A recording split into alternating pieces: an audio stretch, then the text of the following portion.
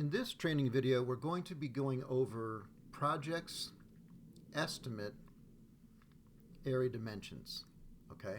So in other words, we're in a project, okay, and we're in an invoice, and we're going to be going over specifically in this video area dimensions.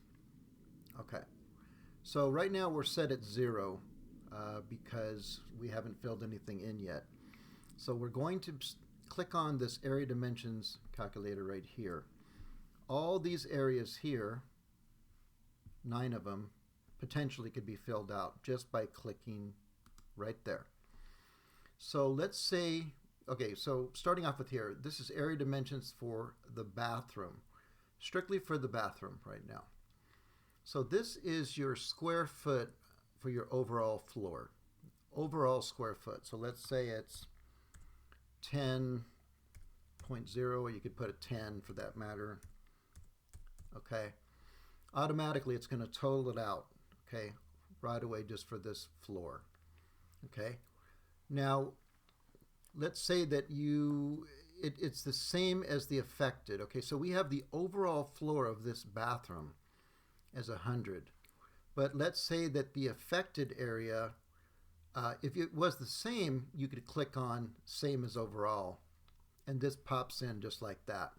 Okay, let's say it's not the same, so let's just erase this for demonstration purposes. Let's say that half of the bathroom was affected in square foot. See, affected floor. So let's just say that it was 5.0 and 5.0.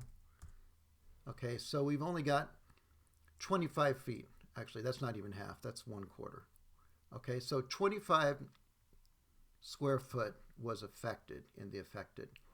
Okay, now let's say we want to do further measurements. Okay, so let's say that you actually had bigger dimensions for this particular room. So you could simply do that and just fill it in.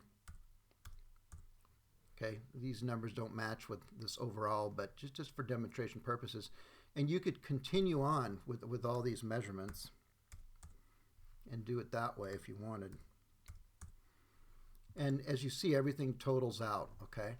If you wanted to remove, let's say, this line right here, you could do it by just clicking on this red button right there. And as you can see, the equations follow you. 5.0 times 5.0, 5.0 times 7.0, which is the second one, and 7.0 times 6.0, okay?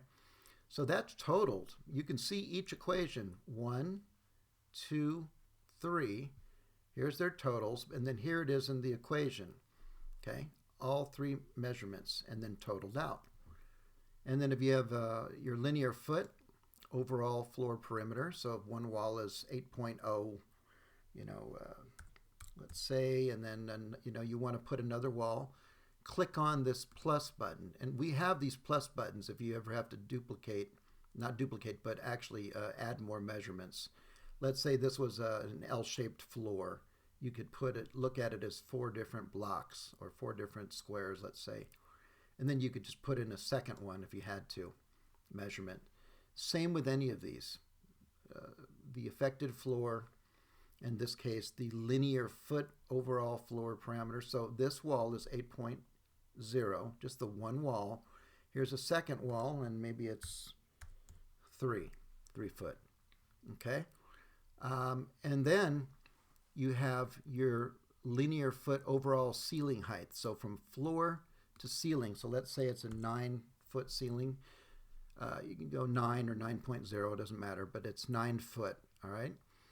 So these all are important when you fill them out, okay? So again, this is your area dimensions for the bathroom, square foot overall floor, meaning the whole size of that area, not the affected area, but the overall area size. And then let's say that it was the same, okay, as the whole bathroom is affected. I could change what I did over here and just say same as overall, and it just put that automatically for me. See how that worked? Okay, so you either use this or don't. If the affected is different, then you put in your different affected. Okay, and again, like I'm not going to use this line, so I'll erase it, and there it is. Okay, and then that's for floor to ceiling height. Okay, linear foot. Okay, then when you're done, you'd click OK. This is an instructional video which will show you, again, more training. If you need that, you can just research it, or you can reaffirm yourself with the video all over again. More training, in other words. So once you're done with this, okay, click on OK, and look what happened. Okay, so these area dimensions under the bathroom, okay, we know that it's a 10-foot by 10-foot bathroom, okay, and it's a total of 100 square foot. That's the overall. Here it is translated. In square foot, overall floor is 100, okay? There's your affected, okay? I changed it because I said same as overall. Remember, I clicked that blue button. It could have been 50, it could have been 25 like I originally had it. If your affected is different, then this would reflect it. But in this case, I made it the same. Square yard overall floor. What's nice about these area dimensions is we can convert this for you automatically into square yards. For people needing to order carpet or tile or whatever the case may be, you know what it is in yardage as well as square foot. Okay? And then we also have square foot on the overall walls. It automatically calculates that for you. Square foot overall on the ceiling. Let's say you had drywall damage. Well, you can fill this all in for the ceilings too in the area dimensions. And then square foot for overall walls and ceiling. It totals both of those together. Okay. Then linear foot overall floor perimeter. Okay, so I didn't put that much in there, but we have in linear foot, okay, overall floor perimeter is 11 foot. That's all I put in there. This could go on and on and on.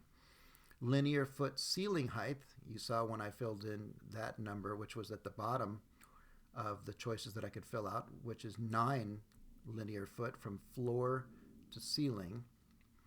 And then last but not least is cubic feet in an area. So you guys know that, and gals for that matter, that cubic feet is length times width times height. Because we filled out the 9 right here on linear height, linear foot ceiling height, that's how we got this equation. And it's all automatic. It's fantastic. These area dimensions are very powerful. It's great when you're filling out your line items. We refer to this information all the time. So if you know that your floor, let's say, is 100 square foot that's affected, in other words, it's wet or it's damaged or you're replacing it, wherever the area is, I can just look at this right here and say, okay, in this case it's water extraction. I know that I'm going to put 100 because the affected area is 100. I'm going to put that right there. So this is a great, useful tool to help you fill in the rest of your information for your line items. These were already put in, obviously. I want to know how much water extraction I did. Well, I know that it was the whole 100 square foot was affected. I can now put that in here. Okay, so that's what's really, really good about area dimensions, and that's how it works.